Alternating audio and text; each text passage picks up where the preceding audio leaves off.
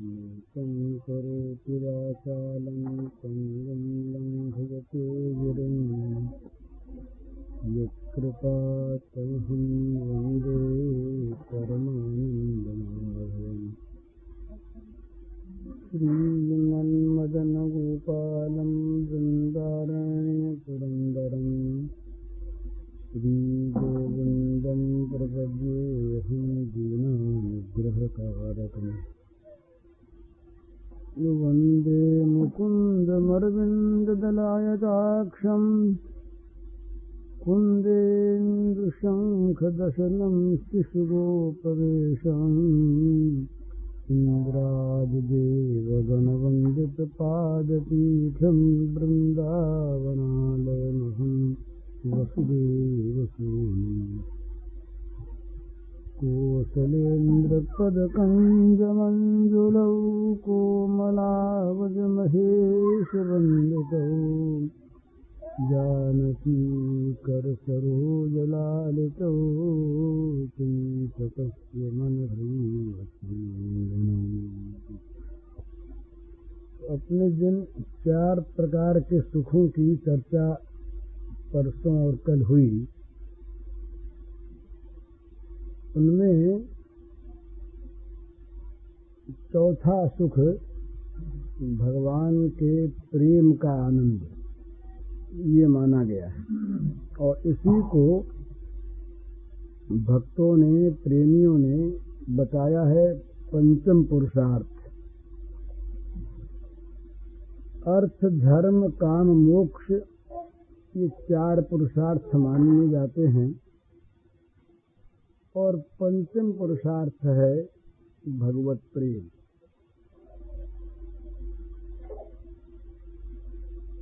ये भगवत प्रेम भगवान के सौंदर्य, माधुर्य, ऐश्वर्य, सौहार्द आदि जो दिव्य गुण हैं, इनकी ओर दृष्टि जाने से अपने आप होता है। आत्मा रामाश्च मुनयः निर्ग्रन्थारतिरुक्रमः कुर्वन्त हेतुकीं भक्ति नित्यं भूत गुणो हरिः। श्रीमद् भागवत में आया कि जो आत्मा राम गण हैं, जो आत्मा में ही नित्य रमण करते हैं, और जो निर्ग्रंथ हो चुके, अर्थात जिनके अज्ञान की गांठ खुल चुकी, निर्ग्रंथाः, अथवा जो ग्रंथों के ज्ञान से ऊपर उठ गए, निर्ग्रंथ हो गए,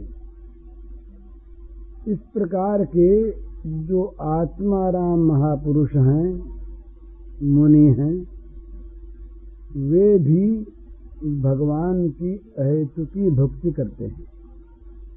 क्यों करते हैं? कि भगवान में इसी प्रकार के गुण हैं। भगवान का एक नाम है आत्मा राम गणाकर्षी, मने आत्मा राम लोग जो हैं, जो आत्मा राम पुरुष हैं, उनको भी जो आकर्षित कर ले अपनी तरफ, उनके चित्त को भी जो खींच ले, उसका नाम है आत्माराम गणाकर्षी। आत्माराम गणों को भी खींच लेने वाला। तो ये भगवान के जो सौंदर्य, माधुर्य, ऐश्वर्य आदि, कौशल्य, सौहार्द, ये जो दिव्य गुण हैं, ये गुण इसी प्रकार के हैं जो मनुष्य के चित्त को बरबस खींच लेते हैं। लेकिन ये वो विषय नहीं हैं जो विषयी के चित्त को खींच लेते हैं। हमारा चित्त तो विषयों की तरफ नित्य अपने आप खिंचा हुआ ही है, ये तो उन्हीं के चित्त को खींच लेते हैं कि जिनका चित्त विषय विष से सर्वथा रहित हो चुका, जिनका इतना निर्मल चित्त है जिसमें जगत के मल का कोई जरा सा भी काल्पनिक स्वरूप भी नहीं रहा। इस प्रकार जिनका निर्मल चित्त है, प्रसन्न चित्त है,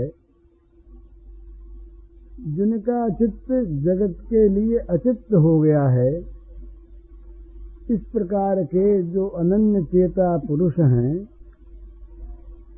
उनका चित्त उन भगवान के ज्ञान से संयुक्त महात्मा पुरुषों का चित्त भगवान की तरफ आकृष्ट होता है, खिंचता है। और वो चित्त जब खिंचता है तब उसमें ज्ञान का अभाव नहीं होता, क्योंकि ज्ञानमय चित्त में ही भगवत प्रेम उदय होता है। लेकिन वो प्रेम इतनी एक महान वस्तु है, वो प्रेम इतना एक विलक्षण पदार्थ है कि उसमें किसी प्रकार के दूसरे ज्ञान का दर्शन नहीं होता, दूसरे कर्म का उसमें दर्शन नहीं होता। इसलिए प्रेम के संबंध में कहते हैं कि जो प्रेम है भगवान का, वो ज्ञान कर्म लेश संपर्क शून्य है, ज्ञान कर्म लेश संस्पर्श शून्य है, जिसमें ज्ञान के और कर्म के लेश का भी संस्पर्श नहीं है।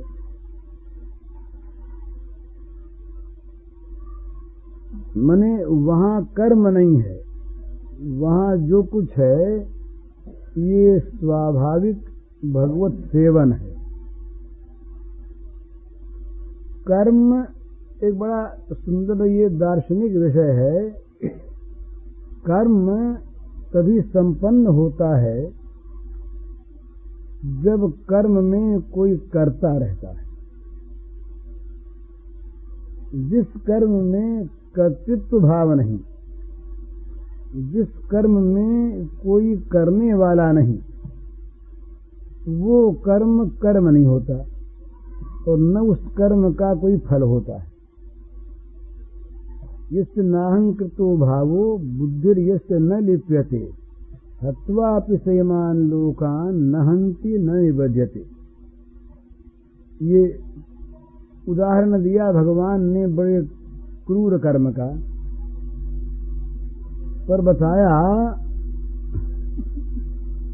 यस्य नाहंकृतो भावो, जिसके अहंकार का भाव नहीं है, मैंने किया इस प्रकार कर्तृत्व बुद्धि नहीं है, जिसकी बुद्धि कहीं लिप्त नहीं है, इस प्रकार का पुरुष हत्वापसेमान लोकान, इन सारे लोकों का वध भी कर दे तो न हंति न निबध्यते, उसने न तो वध किया और न उसका बंधन होगा। बद्ध बंधन वही है कि जहां कोई कर्म में करता है। हम मामूली जगत के न्याय में देखते हैं कि अगर कोई आदमी किसी को जानबूझकर नहीं मारता, पागलपन में अगर कोई किसी से मर जाए तो पागल को फांसी नहीं होती। वो दंड उसी को होता है जिसने जानबूझकर होशवास में कानून को तोड़ा। तो ये जब अहंकार बुद्धि नहीं रहती तब ये कर्म मैं करता हूं ये नहीं होता। और एक सिद्धांत की बात है, जहां मैं नहीं है वहां मेरा नहीं है, और जहां मैं नहीं है वहां मेरा बनाने का प्रयत्न नहीं है, और जहां मैं नहीं है वहां आसक्ति नहीं है। इसलिए अहंकार के अभाव में ममता, आसक्ति, कामना, वासना का स्वाभाविक अभाव होता है। तो ममता, वासना, कामना, आसक्ति का जहां स्वाभाविक अभाव है वहां पर कोई कर्म भी उसके लिए कर्म नहीं बनता। तो अहंकार के अभाव में कर्म नहीं होता। तो जो भगवान का प्रेमी है उसमें भी अहंकार का अभाव है। ज्ञानी वाले अहंकार का अभाव नहीं है, जरा उसमें तारतम्य है। प्रेमी जो है उसके द्वारा सहज स्वाभाविक अपने प्रेमास्पद भगवान को प्रसन्न करने की क्रिया होती है। प्रेमी का स्वरूप क्या है? एक वाक्य में कहें तो प्रेमी का स्वरूप है प्रेमास्पद की रुचि। बस प्रेमास्पद की जो रुचि है वही प्रेमी का स्वरूप है। उसमें न अन्य कामना है, न वासना है, न कहीं ममत्व है, न आसक्ति है, और न अपने लिए करने का कोई कर्म है। तो इसलिए वो जो प्रेमी है उसमें कर्म नहीं होता। और दूसरी बात, उसमें ज्ञान नहीं होता। तो ज्ञान नहीं हो करके क्या ज्ञान होता है? तो नहीं। अज्ञान तो हम लोगों को है जिनका मन जगत के पदार्थों में आसक्त है। ये अज्ञान का ही परिणाम है कि हम जगत के प्राणी पदार्थों में ममता, आसक्ति, आत्मीयता आदि करते हैं और उनमें सुख खोजते हैं। ये अज्ञान का स्वरूप है। पर जो भगवत प्रेमी है वो इस अज्ञान से सर्वथा विनिर्मुक्त है। उसकी जगत में कहीं आसक्ति नहीं। जगत के किसी पदार्थ में उसकी ममता नहीं। जगत के किसी वस्तु को प्राप्त करने की उसके मन में सूक्ष्म वासना नहीं। उसकी सारी ममता भगवत चरणों में जाकर केंद्रित हो जाती है। भगवान के चरण कमल ही मेरे और कुछ मेरा नहीं। उसकी अहंता सारी की सारी जाकर भगवान के दासत्व में केंद्रित हो जाती है। इसके सिवा कहीं भी नहीं रहती। तो वो जो भक्त है उसको न अपना ज्ञान है और न जगत का ज्ञान है, और न जगत में कोई एक वस्तु अनुस्यूत है, इसको जानने की उसे आकांक्षा है। ये एक और महत्व की बात जान लेनी चाहिए कि जो भक्त है, प्रेमी है, उसका भगवान शास्त्र के द्वारा सिद्ध है या नहीं, उसके भगवान को लोग मानते हैं या नहीं, उसके भगवान में कोई शक्ति सामर्थ्य है या नहीं, इन सब बातों की उसे जानने की कोई परवाह नहीं होती। उसका भगवान है, बस वो उसका प्रेमास्पद है। वो भगवान है तो ठीक, और भगवान नहीं है तो ठीक। वो प्रेम करता है तो ठीक, और वो नित्य नित्य ठुकराता है तो ठीक।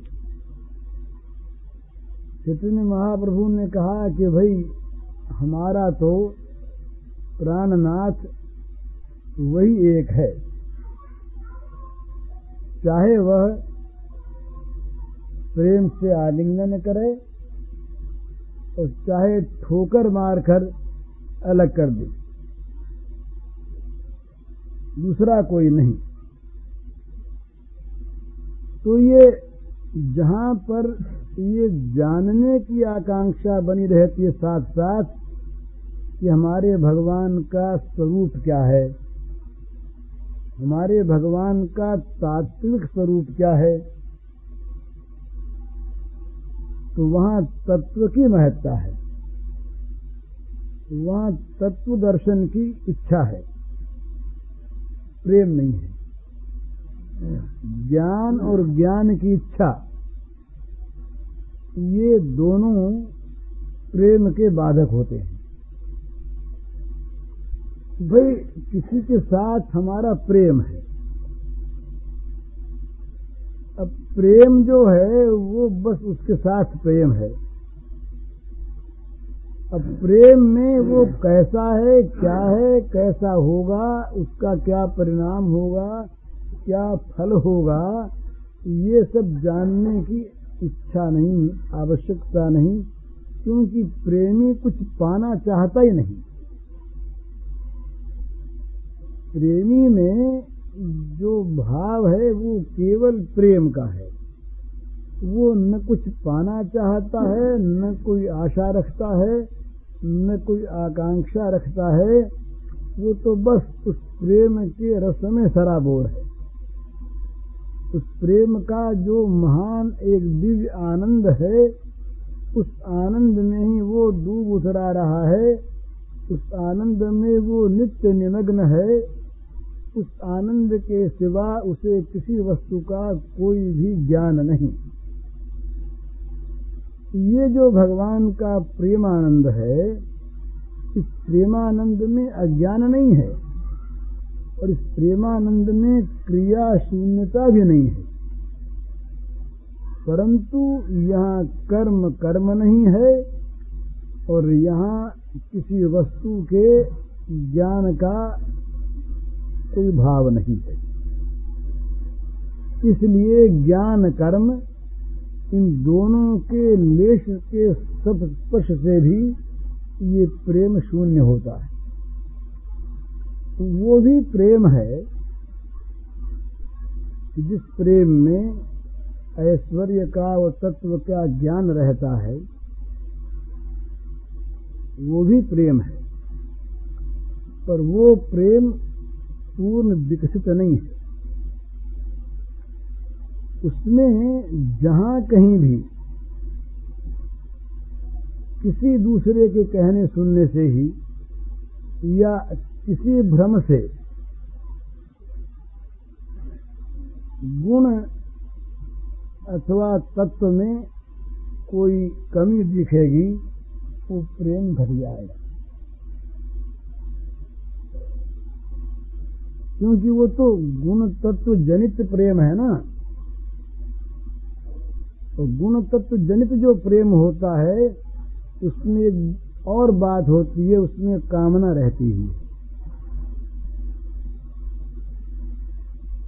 भाई इनके गुण हमारे में उतर जाएं, इनके गुणों के संपर्क से हम गुणवान हो जाएं, किसी प्रकार की भी एक सूक्ष्म कामना रहती है जहाँ गुण तत्व दर्शन है। प्रेम में गुण रहितम कामना रहितम, ये जो प्रेम का रूप बताया, ये इस बात को सिद्ध करता है कि गुण रहित कामना रहित प्रेम ही नित्य वर्धनशील होता है। वो कभी घटता नहीं, कभी मिटता नहीं, कभी हटता नहीं, उसका तार कभी टूटता नहीं, वो अंदर ही अंदर अनुभव में आता रहता है, सूक्ष्मतर होता है। ये प्रेम का रूप बताया, वहां 6 बातें कही है नारद जी ने। गुण रहितम, कामना रहितम, अविच्छिन्नम, सूक्ष्मतरम अनुभव रूपम और प्रतिक्षण वर्धमानम। जहाँ इनमें से एक की भी कमी है वहाँ पर प्रेम नहीं है, माने प्रेम में गुण नहीं है, गुण की अपेक्षा नहीं है, प्रेम में कामना नहीं है, प्रेम का तार कभी टूटता नहीं, वो अविच्छिन्न है। प्रेम स्थूल वस्तु नहीं, वो सूक्ष्मतर आत्मा का स्वरूप है। प्रेम कहा नहीं जाता, प्रेम अनुभव की वस्तु है।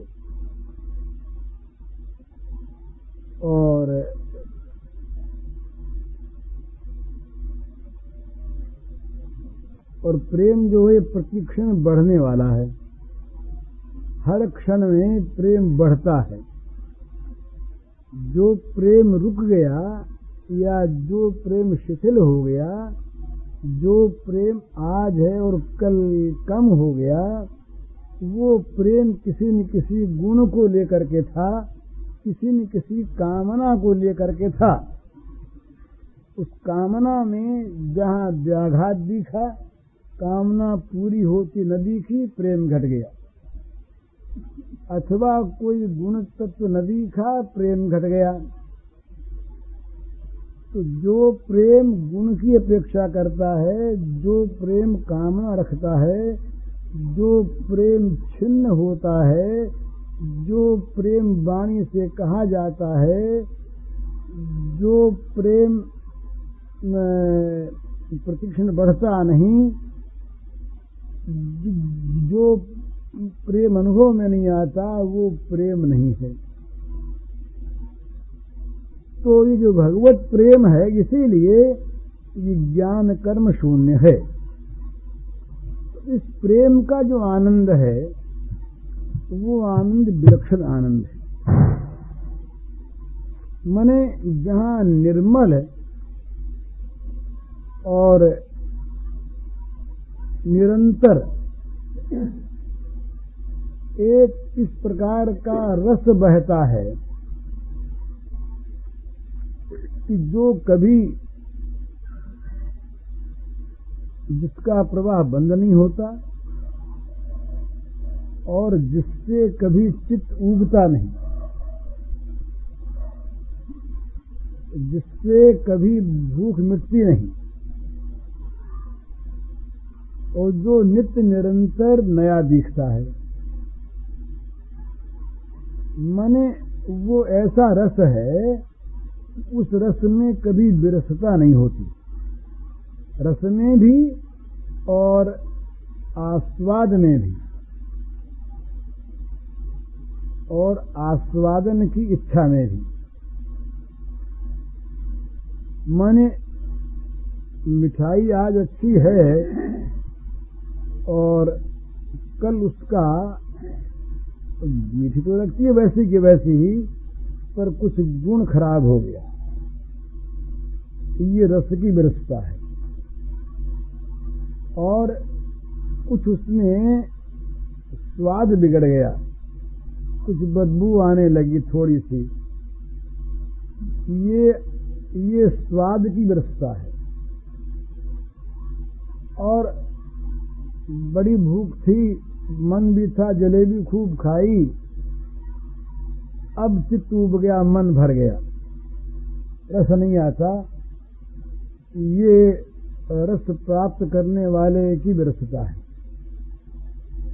लेकिन ये जो भगवत रस है, ये एक विलक्षण चीज है कि न तो इसमें कभी विरसता आती है और न इसका कभी स्वाद बिगड़ता है, और न इसके प्राप्त करने में, पान करने में, आस्वादन करने में कभी चित्त उबता है।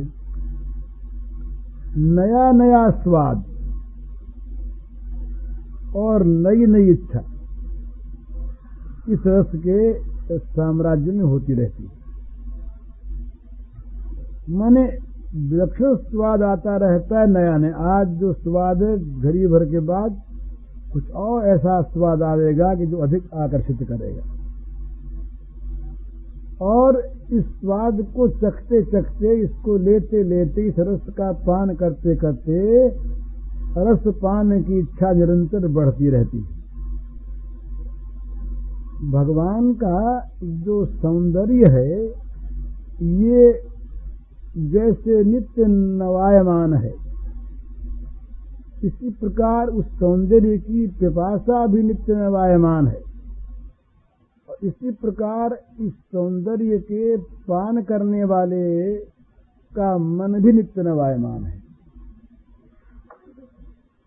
माने नित्य नवता ये इसका सहज स्वरूप है। जो भगवत प्रेम रस है इसमें नित्य नवता इसका एक स्वरूप है। एक रूप ऐसा होता है जिसको हम आज देखते हैं और बड़ा आकर्षण होता है, कुछ दिनों के बाद स्वाभाविकता हो जाती है, आकर्षण ही रहता है, और कुछ दिनों के बाद फिर चित्त ऊब भी जाता है। खाने की चीज, पीने की चीज, सूंघने की चीज, देखने की चीज, स्पर्श करने की चीज, इस जितने विषय सब में ये बात है। पर ये रस ऐसा है तो भगवत प्रेम रस, इसमें ऐसा भगवान का सौंदर्य भरा है कि जो कभी पुराना होता नहीं, बासी होता नहीं, विस्वाद होता नहीं, जिसके रूप में कभी भी मंदता आती नहीं, ये विलक्षण रस है।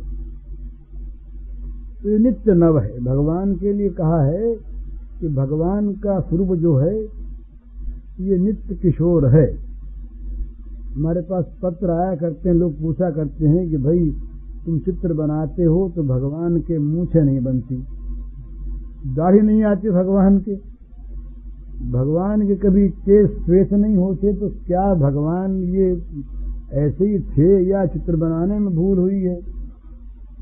ये तो नहीं कहा जा सकता कि चित्रकार ने चित्र ठीक है बनाया है, ये तो कल्पना है। पर सिद्धांत शास्त्र का यह है कि भगवान नित्य जवानी और बालपन की अवस्था के बीच की अवस्था में रहते हैं। इसका नाम है किशोरावस्था, जिसमें न तो पूर्ण यौवन का विकास है और न बालत्व है। ये 15 वर्ष के लगभग की भगवान की अवस्था, यहाँ तक तो अवतार काल में लीला में भगवान बढ़ते हुए नजर आते हैं, पर 15 वर्ष की अवस्था के लगभग पहुंच जाने पर फिर भगवान वहीं रह जाते हैं। चाहे वो 10,000 वर्ष तक उनकी लीला का क्रम चलता रहे और चाहे 100-150 वर्ष तक, लेकिन उनके उसमें रूपांतर नहीं होता। पर रूपांतर नहीं होता काहे में? उस अवस्था में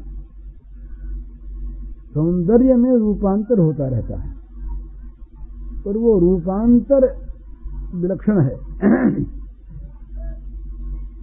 चंद्रमा का जो रूपांतर है वो शुक्ल पक्ष में चंद्रमा को बढ़ाता रहता है और कृष्ण पक्ष में चंद्रकला घटती रहती है।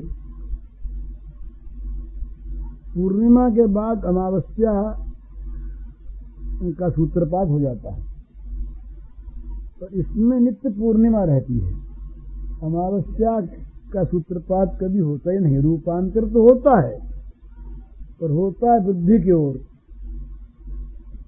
इसलिए नित्य नवायमान है। भगवान का जो सौंदर्य है, भगवान का जो रूप माधुर्य है, ये नित्य नित्य बढ़ता है।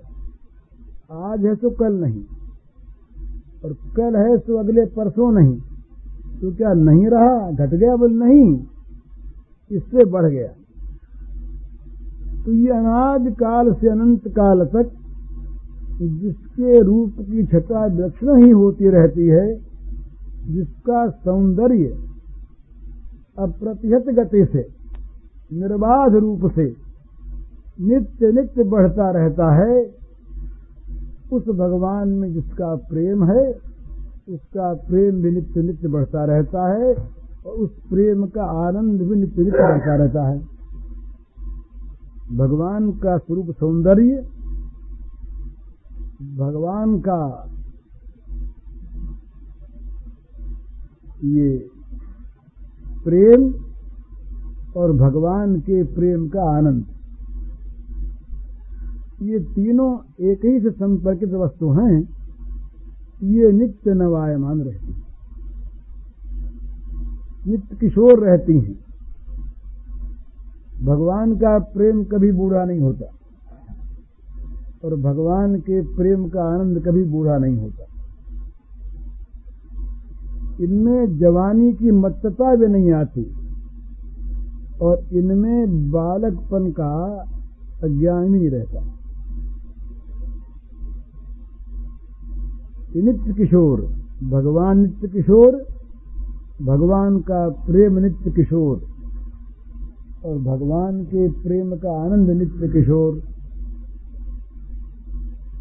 और नित्य किशोर होने के साथ साथ नित्य नवायमान, नित्य नव नव अनुभूति को लिए हुए, नित्य नई नई आनंद तरंगें उछलती रहती हैं इस भगवान के प्रेम सागर में।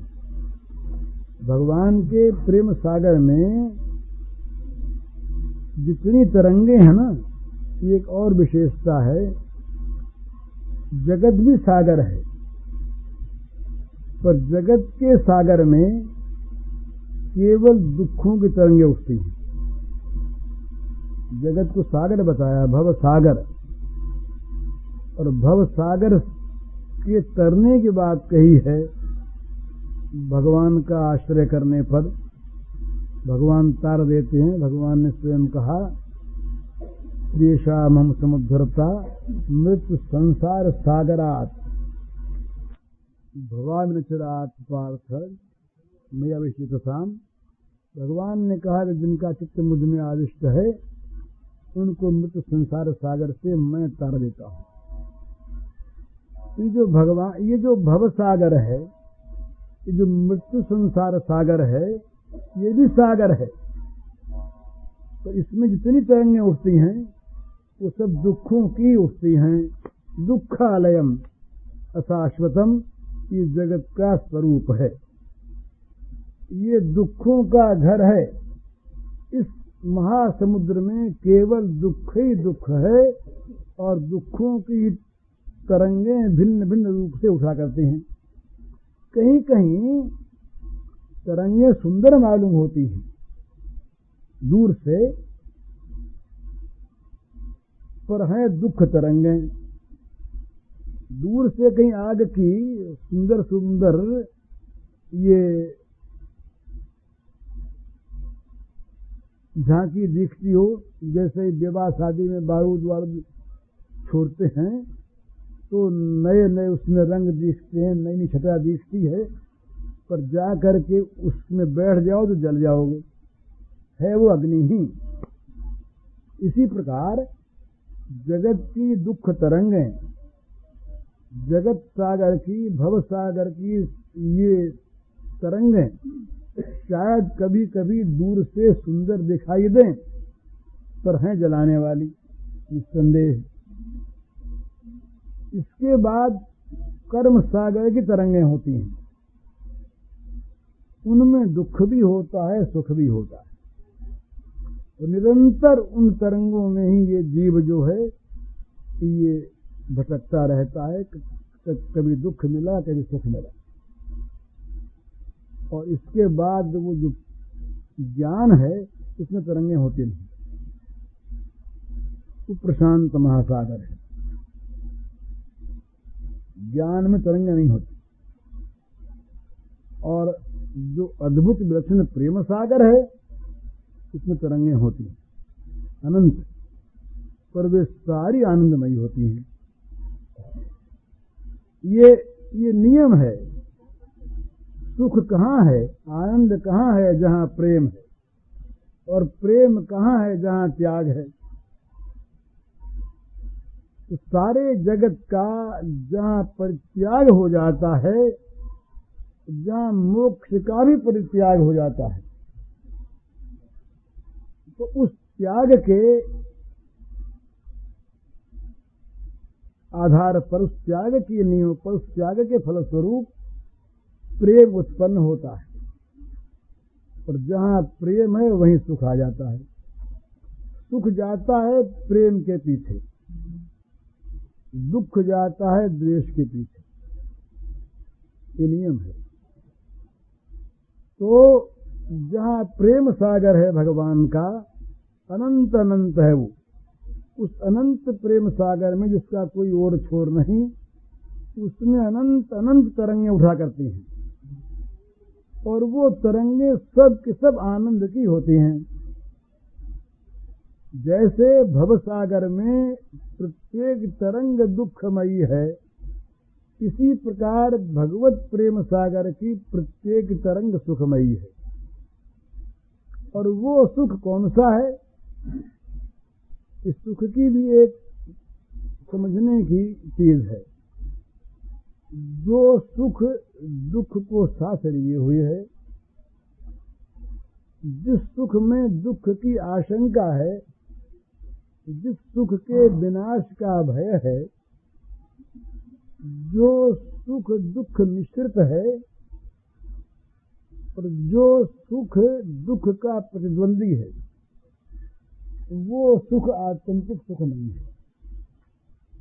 मिटने का भय है, कम होने का भय है, दुख की अनुभूति साथ साथ होती रहती है, दुख मिला हुआ है, एक तरफ दुख एक तरफ सुख है, द्वंद्वात्मक। तो ये सुख सुख नहीं है।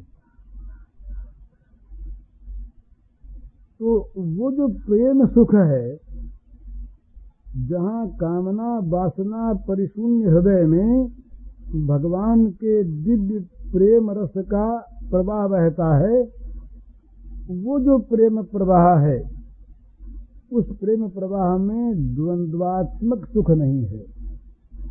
उस प्रेम प्रवाह में दुख मिश्रित सुख नहीं है। उस प्रेम प्रवाह में सुख के नाश का भय नहीं है।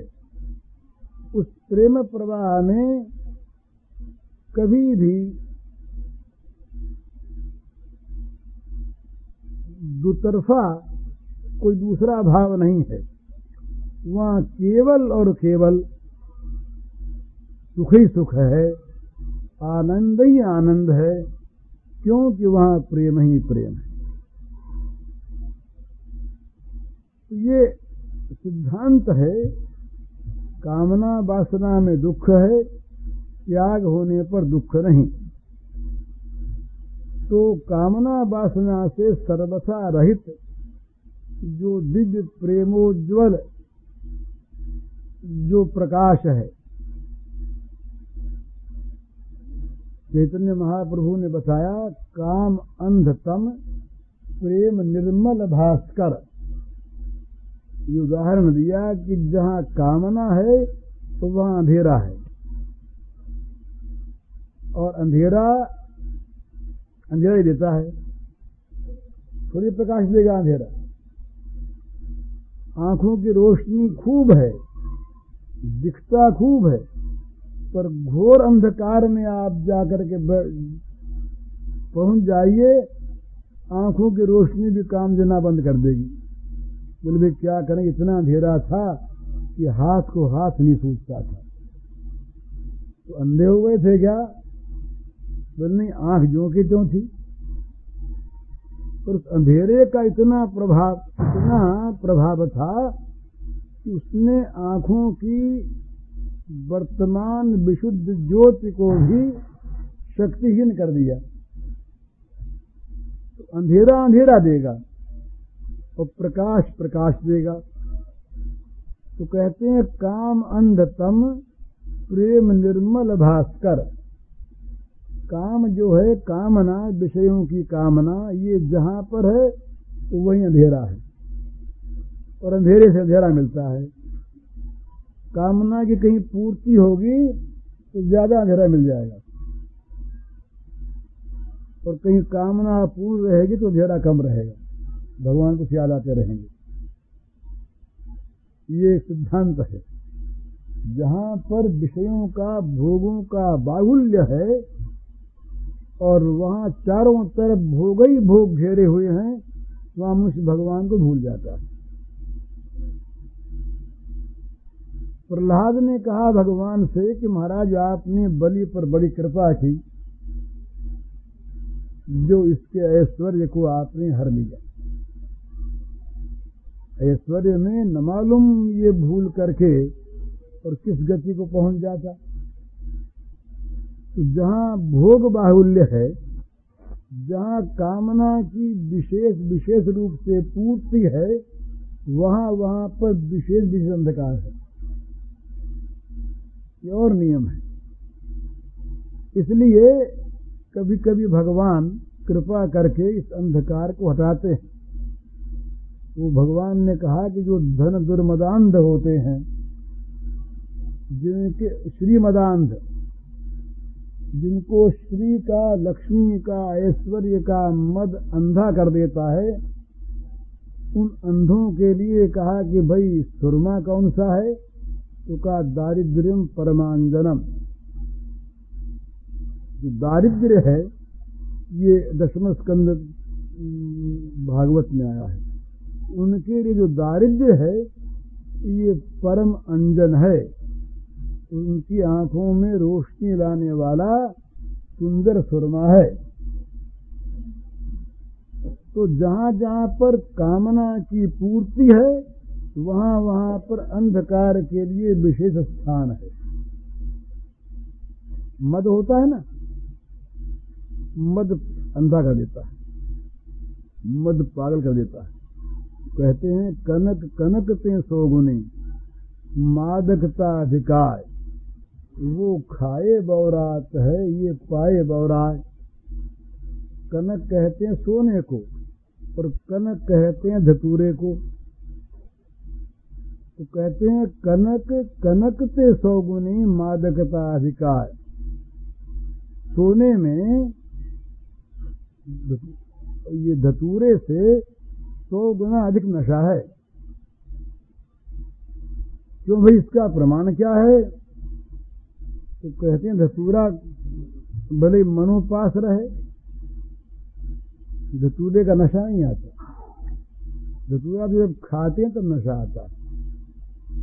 तो ये सोना जो है यहाँ जिए जहां मिला के नशा आ गया, पागल हो गया। वो खाए बौरात है, ये पाए बौरा है।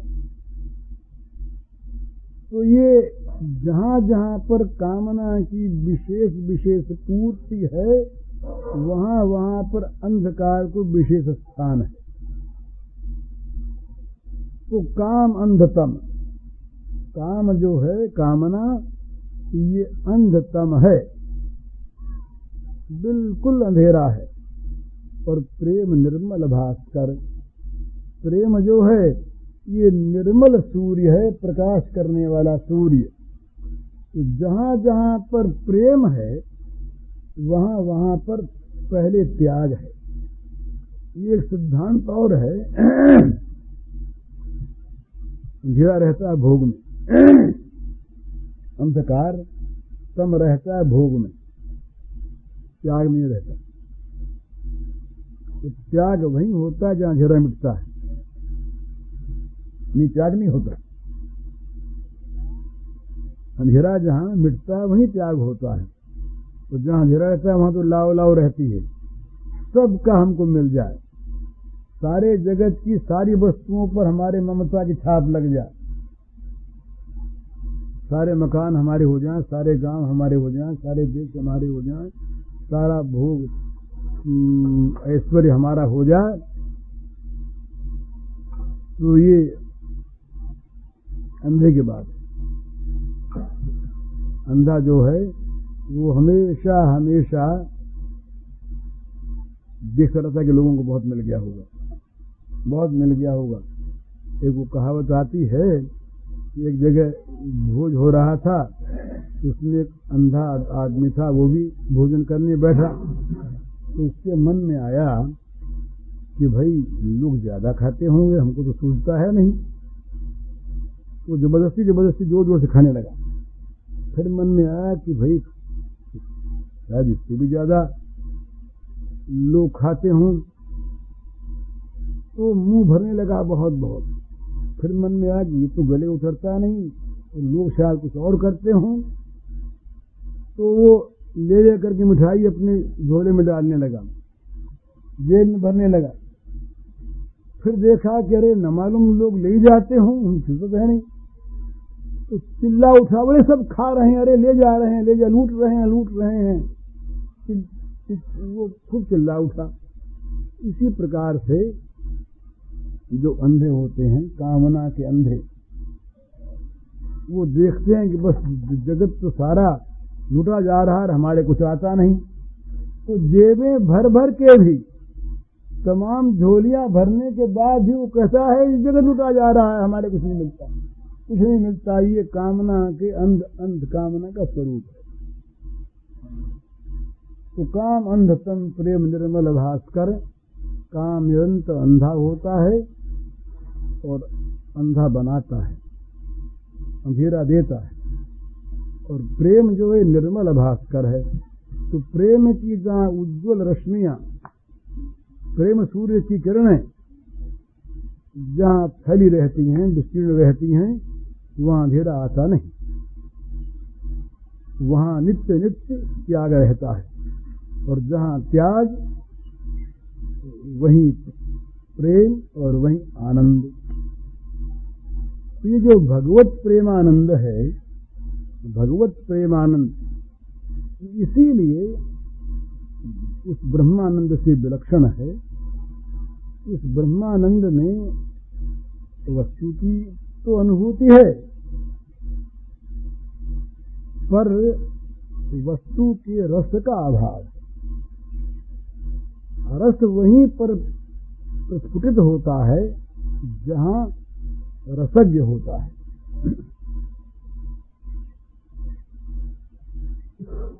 भगवत रसिक की बातें रसिक बिना को जान सकेना, ये ब्रज की एक उक्ति है कि भगवान के रस को रसिक के बिना कोई जान नहीं सकता। तो जहाँ रस है वहाँ रसिक की आवश्यकता है, और रस जहाँ पर है वहाँ पर रसिक होता ही है। और रसिक की वहीं सिद्धि होती है जहाँ रस होता है। रस अगर न हो तो रसिक किस रस का आस्वादन करे।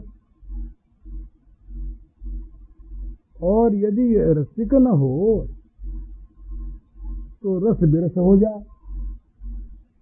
यद्यपि रस गुप्त रहता है, प्रेम रस जो है ये प्रकाश की वस्तु नहीं है। प्रकाश आते ही विरसता आ जाती है। आम है, आम का फल है, जब तक इस पर छिलका लगा है तब तक आम के अंदर की चीज बिल्कुल स्वस्थ रहती है, ठीक रहती है। तो छिलका उतार दिया तो रंग बिगड़ जाएगा, स्वाद बिगड़ जाएगा, विरस हो जाएगा। इसलिए जो प्रेम रस है, इसको कहा है कि ये केवल अंदर की चीज है, मुंह का स्वादनवत। नारद जी महाराज ने कहा कि प्रेम कैसी वस्तु है कि गूंगे के स्वाद की तरह से, मुंह का स्वादनवत। ये मन में रहता है, प्रकाश नहीं होता, और मन भी अपने पास रहता नहीं। तत्व प्रेम कर मम यरु तोरा, जानत प्रिया एक मन मोरा।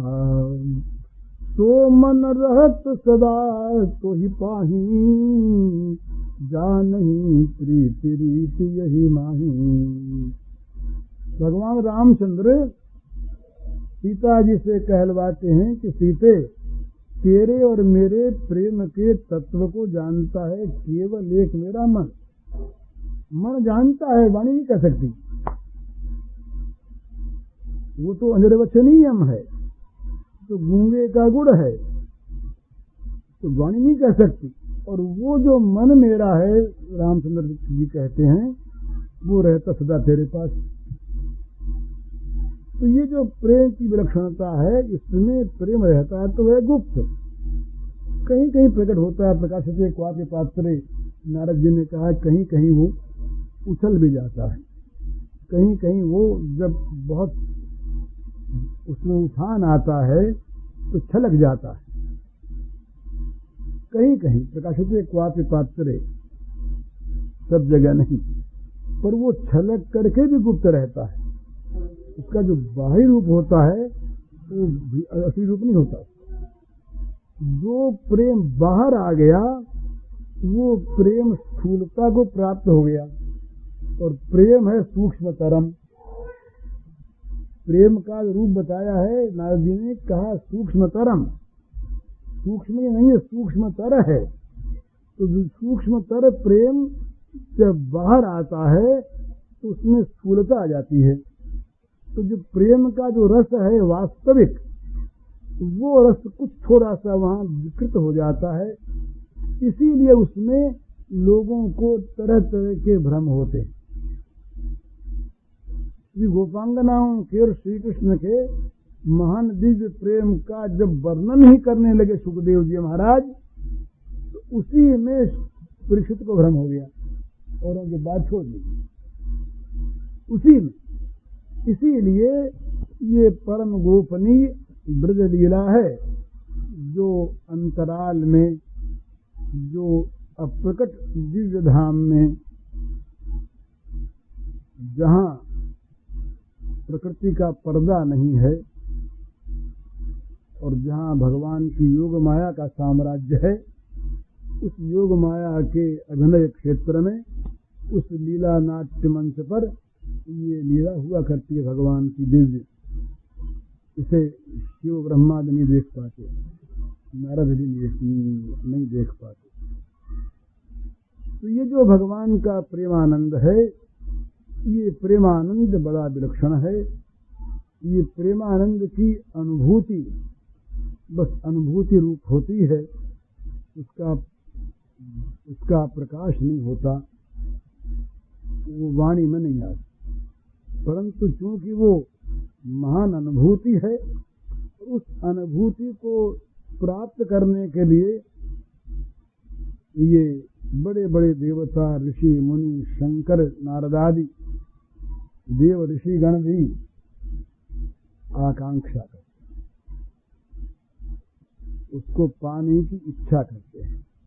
किसी प्रकार से भी उस रस की प्राप्ति हो जाए। जो साक्षात लक्ष्मी जी हैं, ये लक्ष्मी जी भी इस रस की कृपासा रखती हैं। ये भगवान कहते हैं, कभी कभी ऐसा कह देते हैं कि भाई जो रस तुम लोगों को मिला है वो हमको भी नहीं मिला।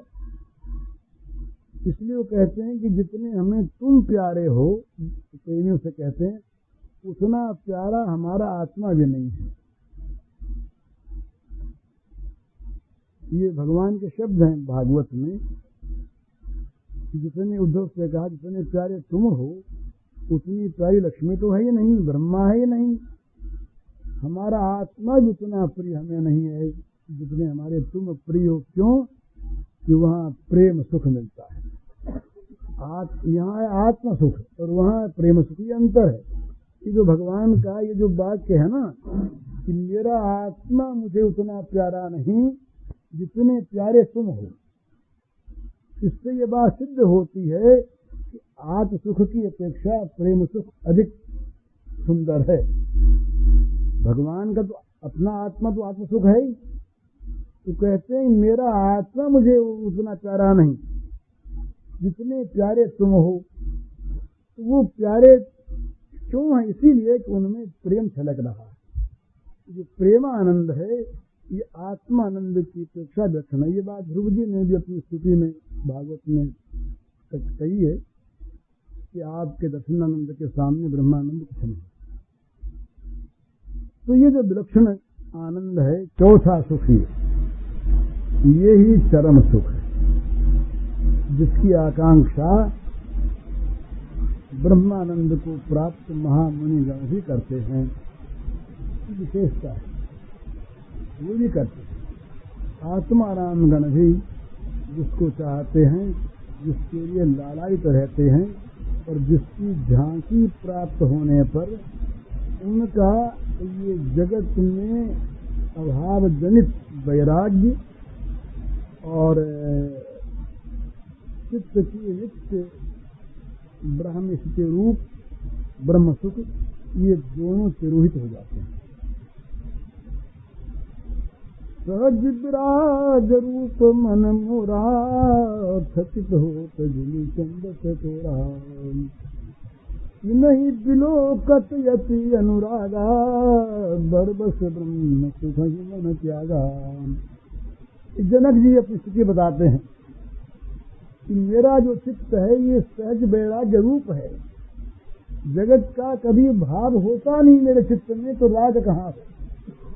मैंने जगत में दुख दोष देख कर जो वैराग्य होता है वो वैराग्य भी सकारण है, स्वाभाविक नहीं, सहज नहीं।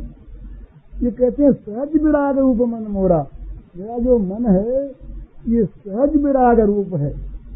ये मेरा मन भी जैसे चंद्रमा को देखकर चकोर स्थिर हो जाता है, स्तंभित हो जाता है, थकित हो जाता है, वैसे स्थगित हो रहा है।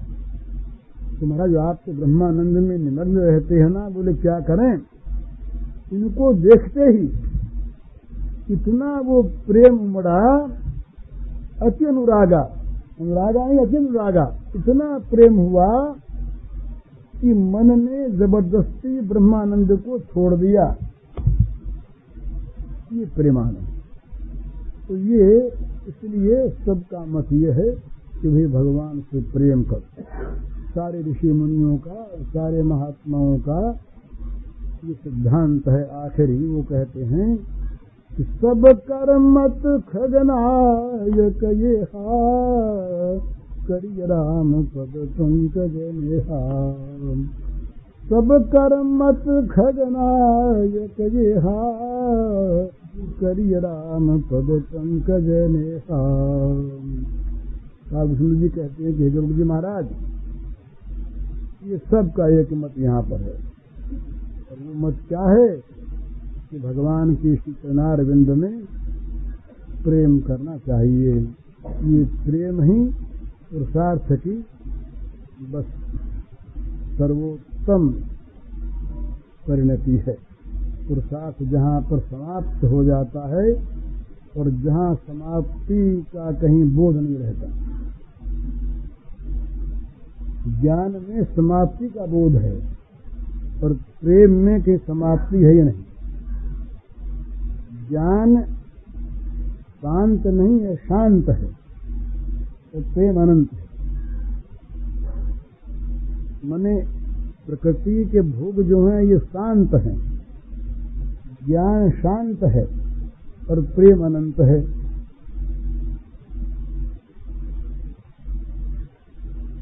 तो ये जो प्रेम है, अनंत प्रेम, जो शांत नहीं और शांत नहीं, जिसका अंत नहीं, जिसका अंत तो उसे कहते हैं शांत, अंत वाला। तो जगत के सारे सुख जो हैं ये शांत हैं, प्रकृति के सारे भोग शांत हैं, और जो ब्रह्म सुख है ये शांत है, प्रशांत नित्य है। इसमें तरंग नहीं है, लहरें नहीं है, उद्वेलन नहीं है, हलचल नहीं है, और ये यहाँ सब समाप्त हो गया। और प्रेम जो है ये कभी समाप्त होता ही नहीं। सारे साधनों की समाप्ति हो गई, ये सत्य है, पर ये प्रेम स्वयं अनंत हो गया, सदा सर्वदा बना ही रहेगा, ये कभी शांत होगा नहीं। प्रेम अगर न बना रहे तो भगवान की लीला समाप्त हो जाए। भगवान की मधुर मधुर लीला जो अनंत अनंत काल तक चली ही जाएगी, चलती आ रही है, इसमें कारण ये भगवत प्रेम ही है। इस प्रेम की उपासना, इस प्रेम की साधना, इस प्रेम को साध्य बनाकर और प्रेमार्णव भगवान से प्रेम प्रार्थना करना, ये जीव का कर्तव्य है, परम धर्म है। हरिओम कर्तव्य। भगवत प्रेम की महत्ता इस विषय का व्याख्यान आज मिति आश्विन कृष्ण द्वादशी विक्रम संवत 2012 तदनुसार तारीख 12 अक्टूबर सन 1955 बुधवार को प्रातः काल अनुमानतः 8:30 बजे गीता वाटिका गोरखपुर में कल्याण संपादक भाई श्री हनुमान प्रसाद जी पोद्दार द्वारा दिया गया। इस प्रवचन का कैसेट संख्या है 243।